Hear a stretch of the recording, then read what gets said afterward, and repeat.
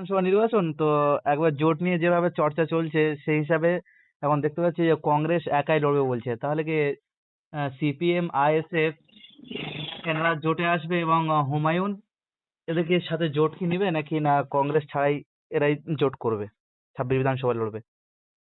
যখন শাসক দল তৃণমূল সরকারকে উৎখাত করবার জন্য আপামর জনসাধারণ সকলেই মানে আগ্রহী এবং সকলেরই একই উদ্দেশ্য। এই কংগ্রেসকে পশ্চিমবঙ্গ থেকে পুরো নির্মূল করার পিছনেই কিন্তু তৃণমূলের হাত। কংগ্রেসের হাতে জোট করে তৃণমূল সরকার এসেছিল, তারপরে কংগ্রেসকে পুরো বিলীন করে দিয়েছে। তো সেটা অধীর চৌধুরী খুব ভালোভাবে জানেন। তারপরে বারবার কংগ্রেস তৃণমূল দ্বারা আক্রান্ত হয়েছে। তৃণমূল কংগ্রেসের কোনো নেতাই কোনো রকম ভাবে রাজনীতি করার মতো মানে কোনো জায়গাই নেই তৃণমূলের কারণে। এরকম একটা পরিস্থিতিতে যদি কংগ্রেস সিদ্ধান্ত নেয় তারা একা লড়বে, তো এখান থেকে বোঝা যাচ্ছে যে ওরা তৃণমূলকে উৎখাত করতে চায় না। আর এক্ষেত্রে কংগ্রেস যেমন সাইনবোর্ড আছে, সাইনবোর্ড মানে আরো হয়ে যাবে। কিন্তু আমি বিশ্বাস করি অধীর চৌধুরী এই কংগ্রেসের যে সমস্ত নেতা যারা তৃণমূলের বিরোধিতা করতে আগ্রহী নয়, অধীর চৌধুরী সেটা মানবে না।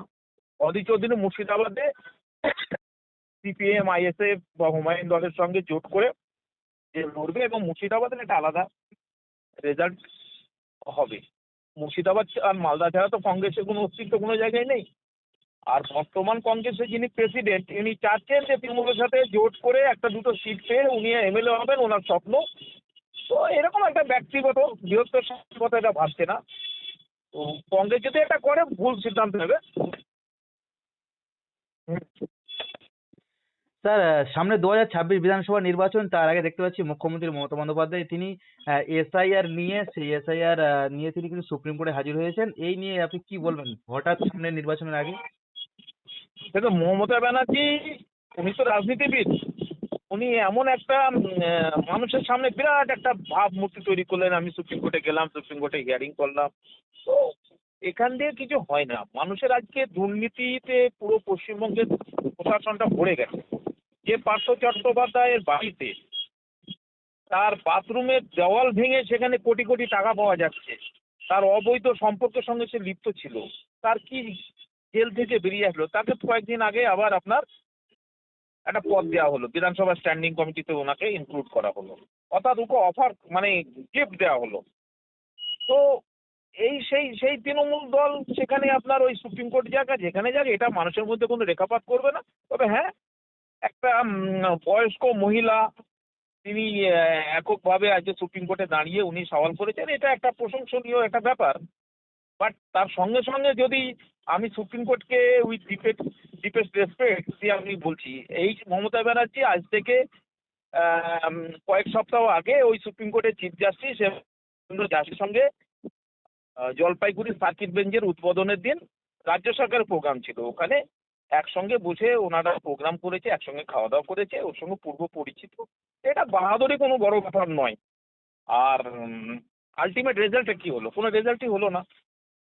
অতএব ওই মমতা ব্যানার্জি সুপ্রিম কোর্টে গেল, বিরাট কিছু ঘটে গেল, এটা কোনো ব্যাপার নয়। আর উনি যেরকম ভাবে করছেন, আমার তো মনে হয় উনি যেটা মানে বিরোধিতা করেছেন বা যেটা হয়েছে তার ঠিক উল্টোটা হয়েছে।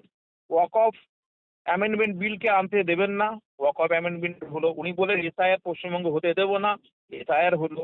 উনি বারবার মুসলিমদের সংরক্ষণ দেবো, তাদেরকে এই সংরক্ষণ ওবিসির নাম কেটে বাদ দেওয়া হলো। তারপর আবার ওই সুপ্রিম কোর্টে গেছে, তার মানে উনি প্রতিষ্ঠিত করতে যাচ্ছেন যে এসআইআরটা আর ভালোভাবে হোক, আরো নামগুলো কাটুক। যাই হোক, এদের মানে রাজনীতির ব্যাপার, ওনার প্রতি আমাদের বিশ্বাস নেই। বিশেষ করে সামনে বিধানসভা নির্বাচন, তার আগে বিশেষ করে সাধারণ মানুষ এবং চাকরি প্রার্থীরা তারা বলছেন যে রাজ্যের মুখ্যমন্ত্রী মমতা বন্দ্যোপাধ্যায় তিনি যদি তিনি চাকরি প্রার্থীদের হয়ে তিনি থাকতেন, তাহলে আজকের চাকরি প্রার্থীদের জন্যই তিনি তো আজকে সুপ্রিম কোর্টে যেতে পারতেন এবং সামনে বিধানসভা ভোট, সেটা একটা মানে ভোট ধরা কৌশল তিনি করার জন্য সেটা সুপ্রিম কোর্টে তিনি গিয়েছেন এমন মন্তব্য করছে। আরে ঘটনা বলতে কয়েকটা দিন আগে, এই এক সপ্তাহ পার হলো না, আনন্দপুরে একটা কারখানাতে আগুন লাগিয়ে 28-30 জন লোক মারা গেল, সেখানে মমতা ব্যানার্জি একবারও গেল না। অথচ প্রতীক জৈনের আইপ্যাকের অফিসে ইডি হানা দিয়েছে, সেখানে ছুটে গিয়ে সারাদিন সেখানে ধর্নায় বসে গেল, সেখানে বিরাট ব্যাপার, ইডি কাজ করতে দিল না, ছুটে চলে গেল। তো এ তো একটা মানে কি বলবো আর, আজকে উনি সুপ্রিম কোর্টে গেলেন, সত্যিই তো যারা চাকরিহারা, যারা 26,000 লোকের মানে ছেলেদের চাকরি চলে গেছে, জীবন জীবিকার একটা ব্যাপার, তো তাদেরকে তুমি কেন অন্যায়ভাবে চাকরি দিলে, কেন তারা কত টাকা পয়সা খরচ করে তারা, তো সেগুলো তো একটা বিরাট একটা ডিবেটেবল ব্যাপার। কিন্তু সেক্ষেত্রে আমি ওই ক্ষেত্রে বলবো মমতা ব্যানার্জি সুপ্রিম কোর্টে যাওয়ার থেকে না গিয়ে যদি উনি সুপ্রিম কোর্টে একটা লিস্ট পাঠাতেন, অর্থাৎ ফ্রেশ ক্যান্ডিডেট যারা যারা সত্যিকারে পড়াশোনা করে পরীক্ষা দিয়ে পরীক্ষায় বসেছে, দুর্নীতিকে প্রশ্রয় দেয়নি, টাকা দিয়ে তারা এই চাকরি পায়নি, সেই সমস্ত লিস্ট, আর যারা সাদা খাতা জমা দিয়ে যারা চাকরিতে এমপ্যানেলড হয়েছিল তাদের একটা লিস্ট যদি দিত, সেখানে 5-7 হাজার লোক বাদ যেত, বাকি 20,000 আপনার ছেলেরা চাকরি পেত। তো এটা তো উনি সেই লিস্টটাই জমা দিল না। যাই হোক, সেটা ওটা দ্বিচারিতা, ওনার কি বলবো, এগুলো সবই ঠিক নয়। স্যার আমার শেষ প্রশ্ন, সংখ্যালঘু মানুষ তারা প্রশ্ন ছড়েছেন রাজ্যের মুখ্যমন্ত্রী মমতা বন্দ্যোপাধ্যায়ের কাছে, বিশেষ করে কিছু শুভবুদ্ধি সম্পন্ন মানুষ তারা বলছেন যে সামনে যে বিধানসভা ভোট আসছে, সংখ্যালঘু ভোট সেটা বিচ্ছিন্ন হয়ে গেছে, রাজ্যের মুখ্যমন্ত্রী সংখ্যালঘু ভোটটা ধরার জন্য যে লক্ষ্মীর ভান্ডার যেটা ছিল সেটা আরো 500 টাকা বরাদ্দ করেছে, কি বলবেন আপনি? দেখুন, সংখ্যালঘু লক্ষ্মীর ভান্ডার শুধু মুসলমানদেরকে দিচ্ছে তা নয়, হিন্দু মুসলিম সকলেই পাচ্ছে, এটা রাজ্য সরকারের একটা প্রজেক্ট। কিন্তু এইভাবে করে মানুষকে একটা টাকা দিয়ে রাজকোষকে ফাঁকা করে টাকা পাইয়ে দিয়ে ভোট কেনার জন্য এটা ঠিক নয়। আর সংখ্যালঘুদের কথা বললেন, সংখ্যালঘু ভোট শাসক দলের পাশ থেকে সত্যিই সরে গেছে। আজকে সিদ্দিকুল্লাহ চৌধুরী বা এই ববি হাকিম যারা এই তৃণমূল পার্টিটা করছে, এদের কোনো জনপ্রিয়তা, এদের কোনো বিশ্বাসযোগ্যতা পুরোপুরি হারিয়ে গেছে। এদেরকে সংখ্যালঘু মুসলিমরা একদম বিশ্বাস করছে না। অপরদিকে নওশাদ সিদ্দিকী, হুমায়ুন কবির বা অন্যান্য যে সমস্ত দল, আতাউদ্দিন ওয়াইসি যে মিম দল, এরা কিন্তু সংখ্যালঘু মুসলিম ভাই বোনদের মনের ভিতরে জায়গা করে নিয়েছে এবং প্রচুর ভোট কাটবে। সেই জন্যই তো মমতা ব্যানার্জি বুঝতে পেরেই তো উনি হিন্দু ভোট কিছু দরকার ওনার। হিন্দু ভোট দরকারের কারণে উনি বিভিন্ন জায়গায় দীঘায় বলুন বা রাজারহাট বলুন বা উত্তরবঙ্গে বলুন মন্দির করছে, হিন্দু ভাইদের মনটাকে জয় করে যাতে ওর দিকে ভোটটা দেয়। আর দেখছে মুসলিমদেরকে আর আটকানো যাবে না। আবার সেটাই মানে এটা ঘটনা।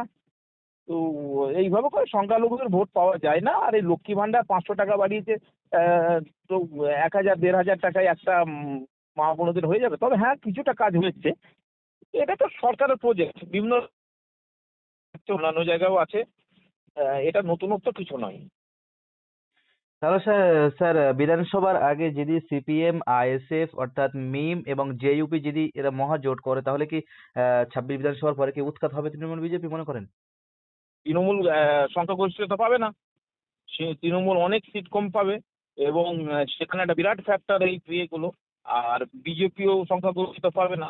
আর এটা হলে তবেই এরা এই যে দাম্ভিকতা, এই যে অন্যায় অত্যাচার করাপশন, যে সমস্ত দুর্নীতি, এগুলো চেক হবে। অন্তত মানুষ বিচার পাবে, পুলিশের হয়রানি থেকে মানুষ বাঁচতে পারবে। একটা অধ্যত্ত আপনাদের ওই শওকত মোল্লা, যে জীবনতলা থানার একটা অফিসারের ক্ষমতা নেই বিধায়কের কথা বাইরে চলা। উনি যদি অন্যায়কেও যদি বলে যায় না এটা করো, তো সে অন্যায় করতে পারতো। পুরো বাহিনীর শাসন নেই, বিচার নেই। তো সেই ধরনের ব্যাপারগুলো